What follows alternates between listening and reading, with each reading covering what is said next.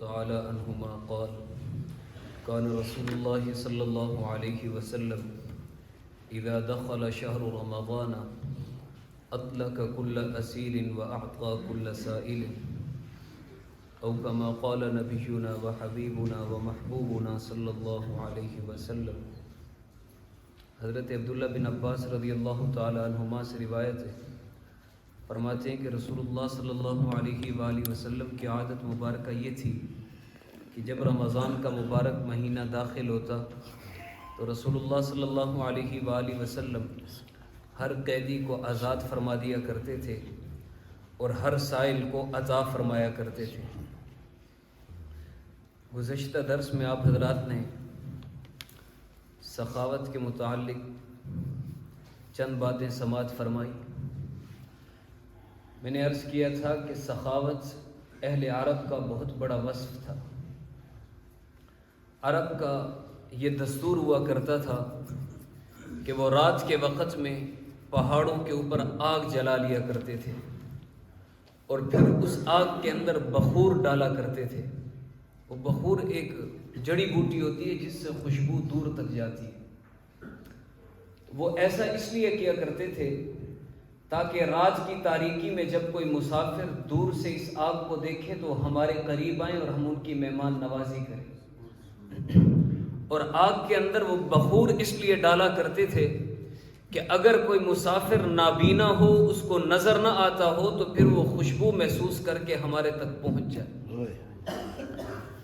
اور مورخین لکھتے ہیں کہ بعض لوگوں کی تو عادت یہ ہوتی کہ وہ ہر رات اپنے غلام کو جب بھیجتے آگ جلانے کے لیے تو وہ غلام سے کہتے کہ آگ اونچی جلانا، یعنی جب تم آگ اونچی جلاؤ گے تو لوگوں کو دور سے نظر آئے گی۔ اور پھر ساتھ ہی کہتے کہ اگر آج تمہارے آگ جلانے کی وجہ سے میرے پاس کوئی مہمان آ گیا تو میں تمہیں آزاد کر دوں۔ اتنے حریص تھے وہ مہمان نوازی کے اوپر۔ اور اگر تاریخ کی کتابیں اٹھا کے دیکھی جائیں تو اہل عرب نے اپنے کتوں کے نام بڑے اعلیٰ قسم کے رکھے ہوئے تھے۔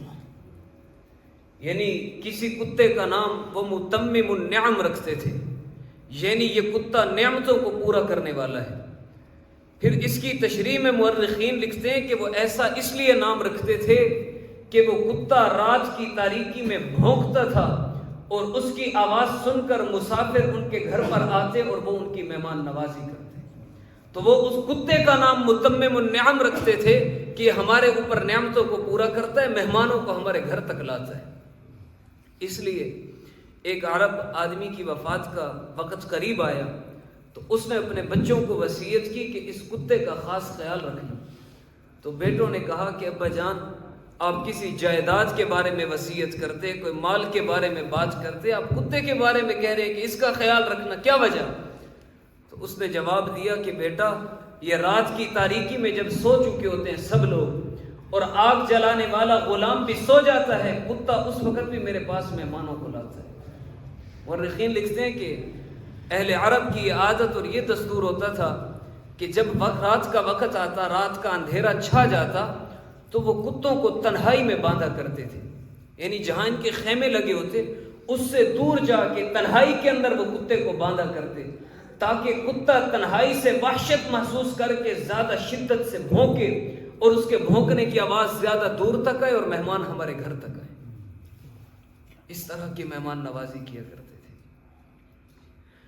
ایک مرتبہ چند لوگ مطاف کے اندر بیٹھے تھے، وہ تذکرہ کر رہے تھے لوگوں کی سخاوت کا، تو ان میں سے ایک نے کہا کہ حضرت عبداللہ بن جعفر رضی اللہ تعالی عنہ بہت زیادہ سخی ہیں۔ دوسرے نے کہا کہ حضرت قیس بن سعد رضی اللہ تعالی عنہ زیادہ سخی۔ تیسرے آدمی نے کہا کہ نہیں، ان تینوں سے زیادہ سخی حضرت عرابہ بن اوسی رضی اللہ تعالی عنہ ہے۔ یہ تین لوگوں کی اپنی اپنی شخصیتیں تھیں، بحث بڑھتی گئی، آواز بلند ہو گئی، ایک کہتا ہے وہ سخی، دوسرا کہتا ہے وہ سخی۔ تو ایک چوتھا آدمی درمیان میں آیا، اس نے آ کر کہا کہ بھائی یہ لڑائی جھگڑے کی بات نہیں ہے، وہ تینوں ادھر ہیں، آپ میں سے ہر آدمی اپنے مطلوبہ آدمی کے پاس چلا جائے، اس کو جا کر اپنی حاجت اور ضرورت بتا دے، جب تینوں واپس لوٹو گے تو ہم بیٹھ کر فیصلہ کر لیں گے کہ کون زیادہ سخی ہے۔ چنانچہ جس آدمی نے حضرت عبداللہ بن جعفر رضی اللہ تعالی عنہ کا کہا تھا کہ وہ زیادہ سخی ہیں، تو وہ حضرت عبداللہ بن جعفر کے پاس پہنچا۔ جب وہ آدمی پہنچا تو اس وقت حضرت عبداللہ بن جعفر رضی اللہ تعالی عنہ اپنے زمینوں پر تشریف لے جا رہے تھے۔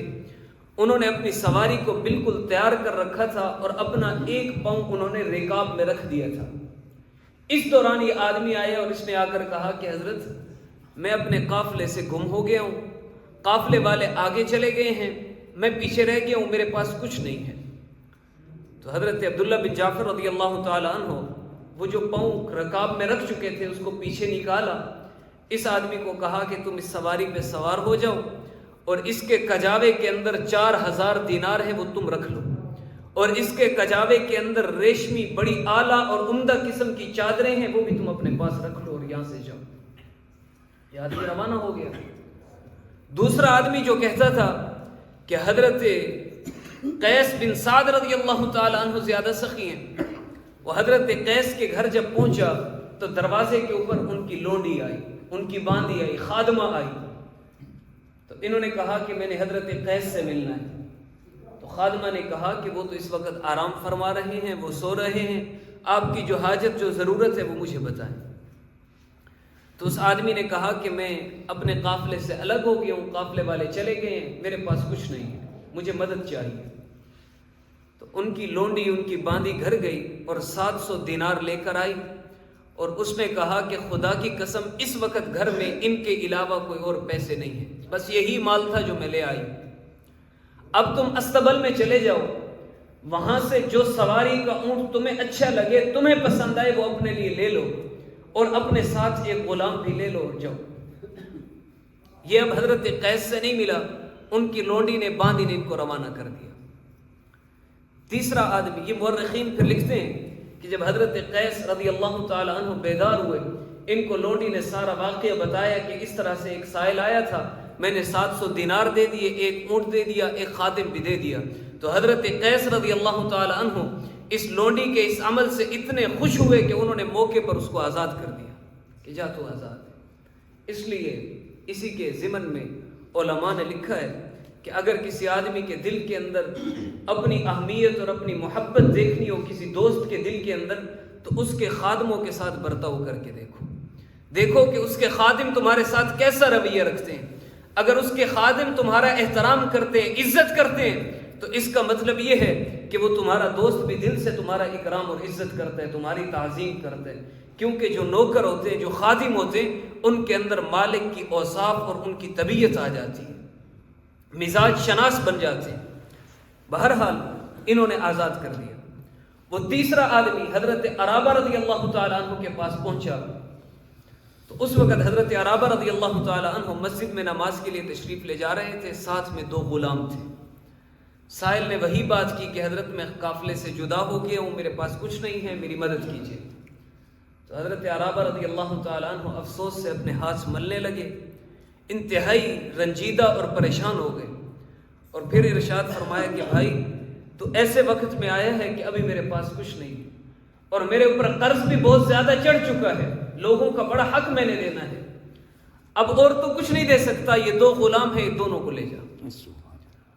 اس نے کہا کہ حضرت میں ایسا تو نہیں کرتا، آپ کے پاس کچھ نہیں، بس 2 غلام بچے، میں ان کو نہیں لے جاتا، بس یہ آپ رکھیں۔ انہوں نے فرمایا نہیں تو لے کے جا۔ اس نے کہا اچھا ایک مجھے دے دیں، ایک آپ رکھ لیں۔ انہوں نے فرمایا کہ نہیں تو دونوں کو لے کے جا۔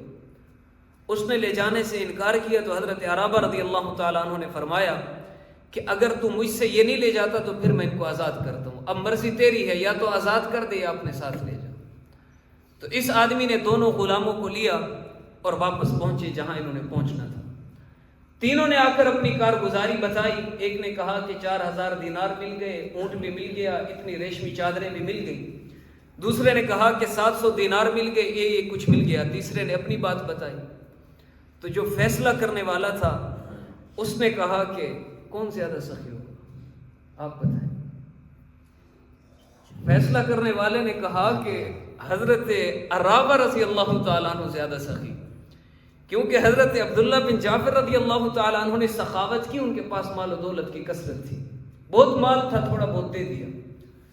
ان کی لونڈی نے سخاوت تھی، سخاوت کی، استبل میں اونٹ بہت سے بندھے ہوئے تھے، ایک اونٹ دے دیا. حضرت عرابہ رضی اللہ تعالی عنہ کی کل کائنات اس وقت 2 غلام تھے، انہوں نے دونوں دے دیے. تو کہا گیا کہ حضرت عرابہ رضی اللہ تعالی عنہ زیادہ سے. دعا ہے کہ اللہ تبارک و تعالی ہم سب کو بھی ایسی سخاوت نصیب فرمائے.